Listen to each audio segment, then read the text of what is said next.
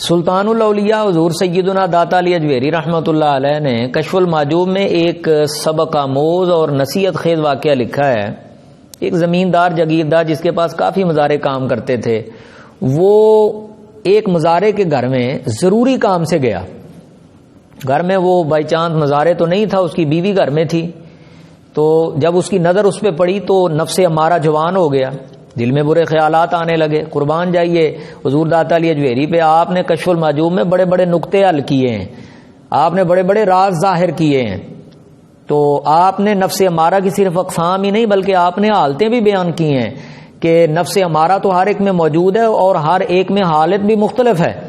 وہ کہتے ہیں کہ کسی کا نفس امارہ کتے کی صورت کا ہوتا ہے، کسی کا نفس امارہ لومڑی کی صورت کا ہوتا ہے، کسی کا نفس امارہ سانپ کی صورت میں ہوتا ہے، پھر اسی کے مطابق اس کی عادتیں ہوتی ہیں، کوئی بھونکتا ہی رہتا ہے، کوئی لومڑی کی طرح منافقت کرتا رہتا ہے، کوئی بندہ سانپ کی طرح ڈستا ہی رہتا ہے۔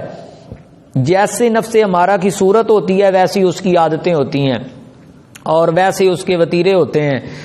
تو اس کی نظر جب اس پہ پڑی تو وہ اس پہ شیدائی ہو گیا، برے خیالات دل میں آئے اور کہنے لگا کہ دروازے بند کر دو، کھڑکیاں بند کرو ذرا۔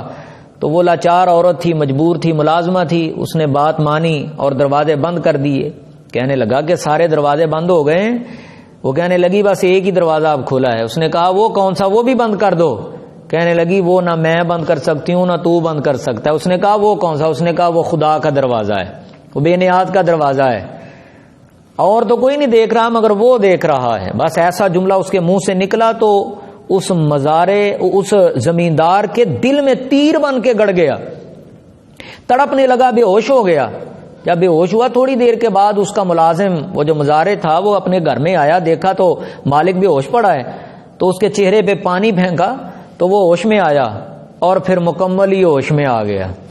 پھر ساری زندگی ایسی توبہ کی اس نے اللہ سے سچی کہ پھر گناہ کا خیال بھی دل میں نہیں لایا۔ ہمارے چینل کو سبسکرائب کریں، بیل آئیکن پہ بھی کلک کریں تاکہ آپ روزانہ اچھی اچھی ویڈیوز دیکھیں، اور ویڈیو کو لائک کر کے بتائیں کہ آپ ہمارے چینل کو پسند کرتے ہیں۔